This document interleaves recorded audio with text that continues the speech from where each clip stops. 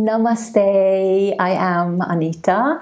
Thank you so much for tuning in. Welcome to my channel if you are new or if you've been around for some time. I wanted to share with you a few very simple yoga tools that I think can have a huge impact and support you in managing anxiety and stress and change in uncertain times. But this is where yoga comes in so beautifully, and especially the deeper meaning of yoga with its philosophy. So I want to give you a little bit of an example. So say that you're standing on your head in headstand, and even though that isn't the same as when life is literally turned upside down, it can be a really great metaphor and a way of training ourselves to get more comfortable and find a center of balance even when life is turned upside down. And if we really pay attention to it, our yoga practice can train us to find comfort within the discomfort. I always say when I'm teaching, find a position where you can breathe. And in this context, maybe that can be a modification or a variation you can do that can serve exactly the same purpose. And in the process, you're really adjusting and adapting, and that is true flexibility in my book. You know, it's said that the only constant thing in life is change, and I believe it. So let's go over these few tools that I have put together here for you that have definitely helped me in my life. And I hope that it can support you in growing through what it is that you're going through. Let's go.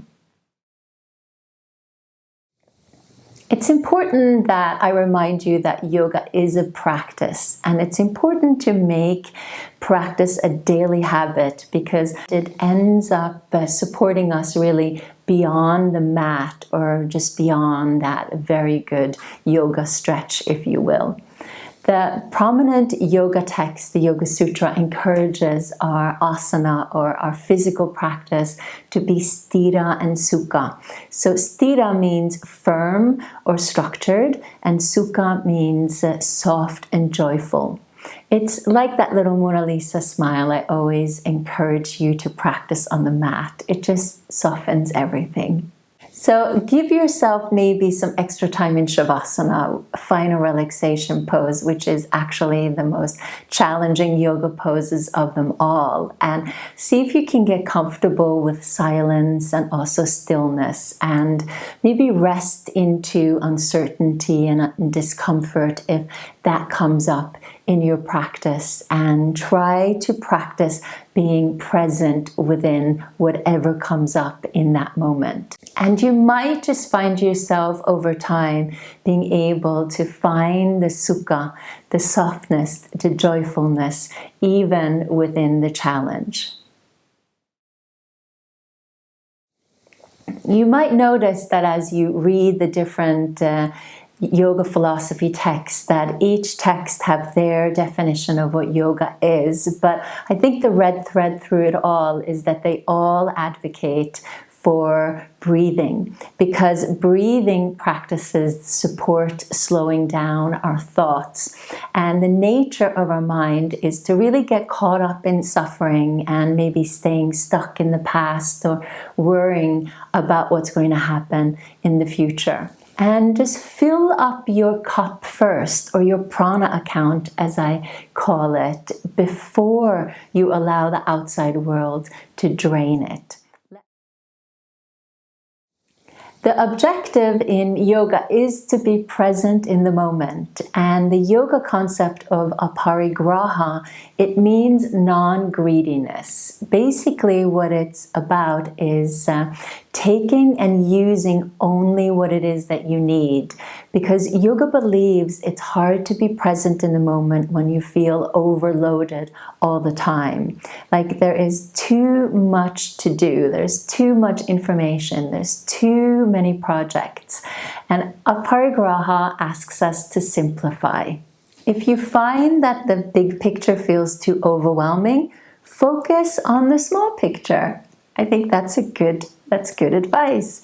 Make it manageable for yourself and let go of anything that is weighing you down. Lighten the load so you can enjoy the gift of what today has to offer. Sometimes we can get so overwhelmed that we don't take any action. There's complete inaction. And when we try to stay in that comfort zone, nothing really happens. We just stagnate. So being willing to tolerate the discomfort that comes with, facing the unknown, we can really grow into a new version of ourselves. And we can begin to view life's ups and downs as opportunities to heal and to grow and to transform. Try to hold a clear intention and vision for your day. It makes a huge difference. An intention in yoga is called a sankalpa. And if you set yourself a sankalpa, it can be part of creating structure in your day. And as you set your intention, try to engage the tools that are going to help you and make a plan. Make a plan that is manageable and one that makes you feel like you can breathe fully. I mean, you'll be very surprised at what a huge difference that makes. And whether everything turns out the way you want it, like the Bhagavad Gita says, is beyond your control, but at least you're trying to put action into whatever is within your control, and you might be pleasantly surprised. Uncertainty doesn't just bring misery with it, it can also bring opportunity beyond your wildest dreams.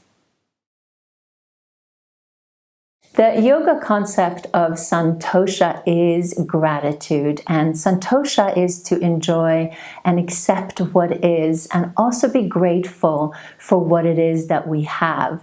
It's a practice of looking for the good in things that are already there in your life, and it trains the mind to focus on what is going right in your life instead of always focusing on what is going wrong. And this has nothing to do with gaslighting by only focusing on the positivity. It's more about how the nature of the mind works. It always tends to focus on the negative, and that is called negative bias. So gratitude turns what you have and who you are into enough.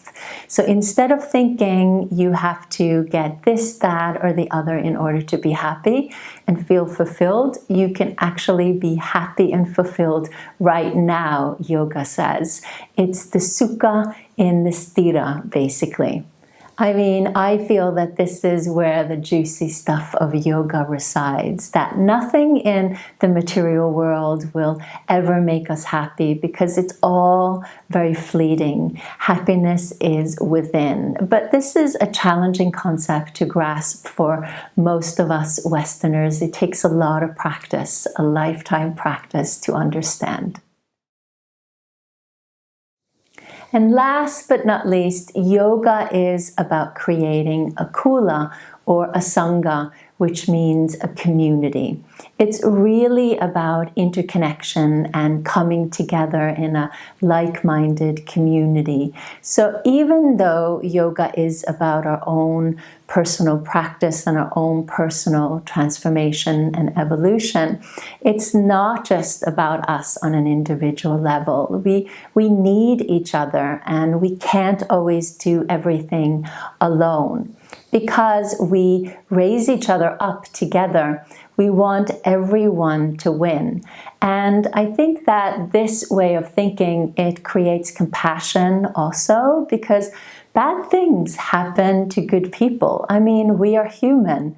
Any one of us can fall on hard times, and it's really during those times that you need a support network, a community around you. So I think it's very worthwhile to spend time and effort and action to develop relationships. When the going gets tough, it's a wonderful thing to be able to allow ourselves to be held by others.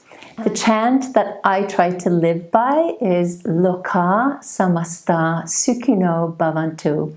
And it translates to, may everyone everywhere be happy and free, and may the thoughts and actions of my own life contribute in some way to that happiness and to that freedom for all.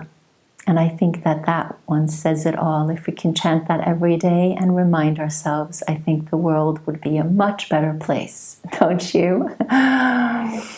All right, so that was it for me. I hope that these little tools have been helpful. Let me know in the comment box below if anyone resonated with you, and if you have anything else to share. I always, always love to hear from you. And with that, from me to you, I am sending you much love and support, and I wish you all the best in growing through what it is that you are going through. Thank you for being here in the Goa Flow-er community, where the goal is to lift everyone up.